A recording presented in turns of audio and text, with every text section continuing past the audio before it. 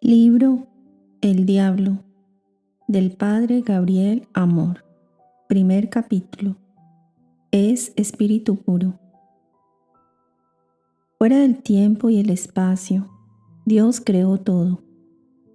Creó los ángeles, seres perfectos y libres. Uno de ellos se dice que era el más bello de todos. Usó su libertad contra Dios. Se rebeló contra Dios. En otras palabras, Satanás es su nombre. Es llamado Diablo en la Sagrada Escritura.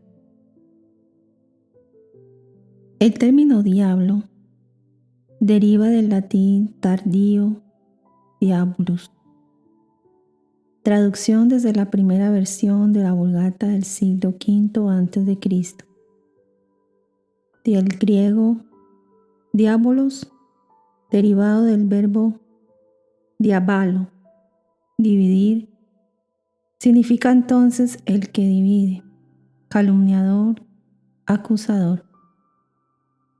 En efecto, todo esto es el diablo, el gran acusador, el mentiroso, aquel que siembra división y propaga el mal.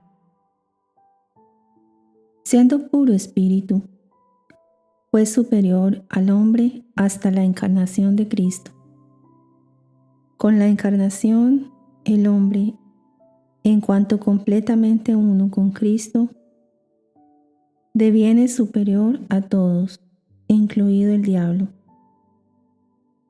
Pero éste sigue siendo lo que es: inteligente, artero, astuto, jefe de un ejército de espíritus rebeldes, es decir, de espíritus que voluntariamente se rebelaron a Dios, como lo hizo también el diablo.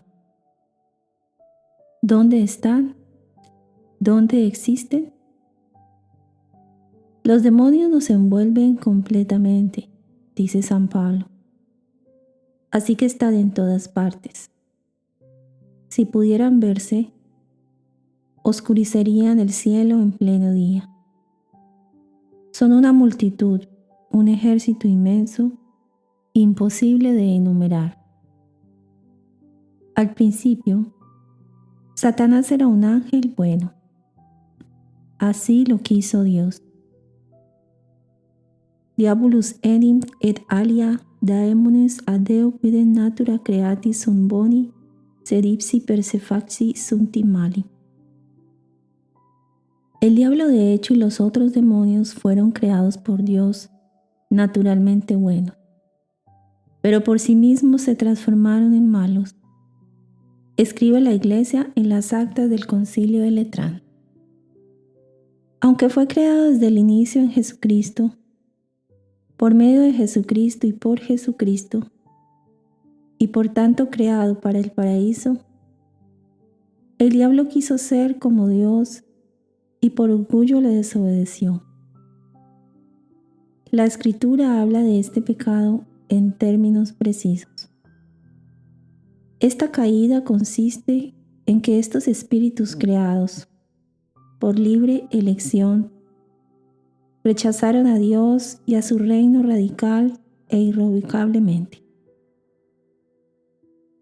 El Catecismo de la Iglesia Católica afirma: encontramos un reflejo de esta rebelión en las palabras del tentador a nuestros primeros padres. Serán como dioses. Génesis 3, versículo 5. El diablo es pecador desde el principio. Primera de Juan, capítulo 3, versículo 8. Padre de la mentira. Del apóstol San Juan, capítulo 8, versículo 44. Para este pecado, el de rebelarse a Dios, no hay perdón. La causa de que el pecado de los ángeles no pueda ser perdonado es el carácter irrevocable de su decisión, no un defecto de la infinita misericordia divina.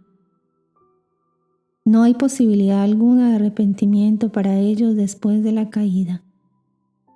así como tampoco hay posibilidad de arrepentimiento para los hombres después de la muerte. Escribe San Juan Damasceno.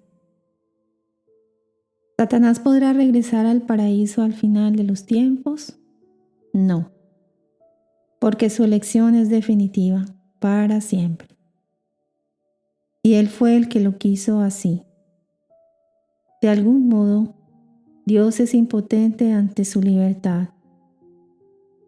Una libertad que se ejerce fuera del tiempo y del espacio.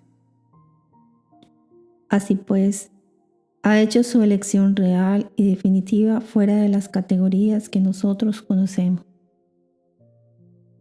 La Escritura atestigua la nefasta influencia en el mundo de aquel a quien Jesús llama homicida desde el principio, y que incluso ha intentado distraerlo de la misión que el Padre le ha confiado. El Hijo de Dios apareció para destruir las obras del demonio, dice el Evangelio según San Juan. De estas obras, la más grave en sus consecuencias es la seducción mentirosa que induce al hombre a desobedecer a Dios. Ciertamente la influencia en el hombre es nefasta, pero no es ilimitada. En efecto, el Catecismo nos recuerda que el poder de Satanás no es infinito. Él no es más que una criatura, poderosa por el hecho de que es espíritu puro, pero sigue siendo una criatura. En otras palabras, no puede impedir la edificación del reino de Dios. Si bien Satanás actúa en el mundo por odio contra Dios y su reino en Jesucristo, y si bien su acción causa graves daños de naturaleza espiritual e indirectamente también de naturaleza física en cada hombre y en la sociedad, es necesario decir que esta misma acción es permitida de algún modo por la providencia divina, que guía la historia del hombre y del mundo con fuerza y dulzura. La permisión divina de la actividad diabólica es un gran misterio, pero nosotros sabemos que todo concurre para bien de aquellos que aman a Dios. Romanos 8, versículo 28. ¿Quién es el diablo? ¿Cuál es su verdadero nombre? ¿Cuán poderoso es? ¿Cómo se manifiesta su obra destructora en la vida de los hombres? ¿Cuántas veces me han hecho estas preguntas? ¿Y cuántas veces he tenido que responderlas? Pero aún hoy no me canso de hacerlo.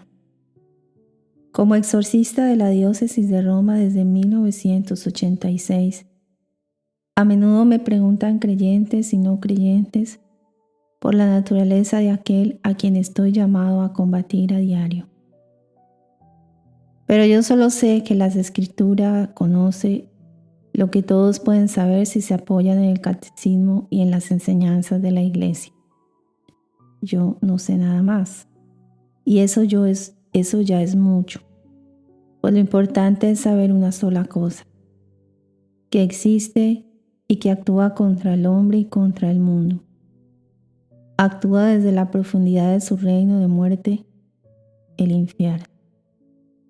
Entiéndase bien, en el más allá no hay tiempo ni espacio, y por tanto, no se puede decir propiamente que el infierno sea un lugar, sino que es, sin más, una condición en la cual se encuentran los condenados, y con ellos los demonios, aquellos que voluntariamente han rechazado a Dios.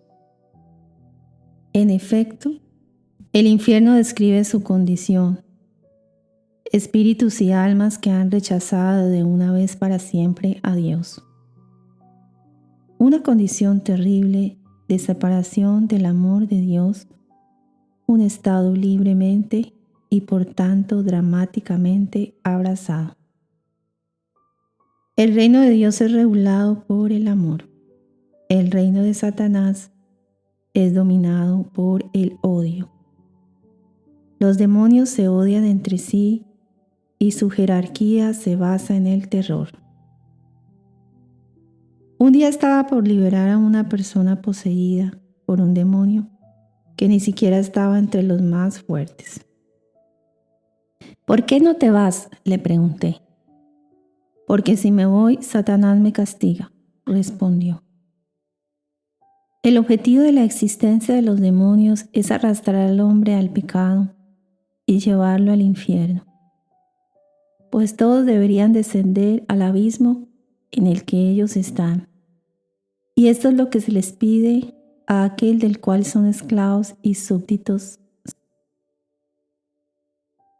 El diablo le pide al hombre 3 cosas: que haga lo que quiere, que no se deje mandar por nadie y que cada cual sea el Dios de sí mismo.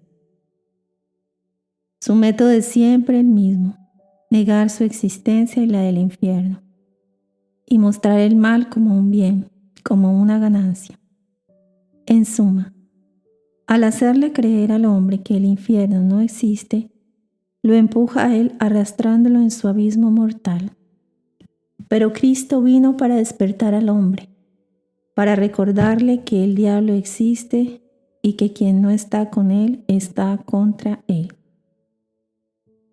O se está con Cristo o se está con Satanás, no hay términos medios. Todos los hombres han sido pensados desde la eternidad, creados por Dios y creados inmortales, creados por medio de Jesucristo y por Jesucristo. El fin de nuestra vida, el fin de la creación entera, es Él, Jesucristo. Hemos sido creados para vivir eternamente con Él, para vivir de su misma gloria. También los ángeles han sido creados por el mismo motivo. Pero los ángeles que se volvieron demonios escogieron libremente el mal y para ellos no hay redención. También los santos, a quienes les ha sido concebido por ver el infierno, dan testimonio de esta verdad. Para los diablos no hay redención. Pero al hombre, mientras esté vivo, le ha sido dada la posibilidad de escoger el bien, es decir, la misericordia de Dios o el mal.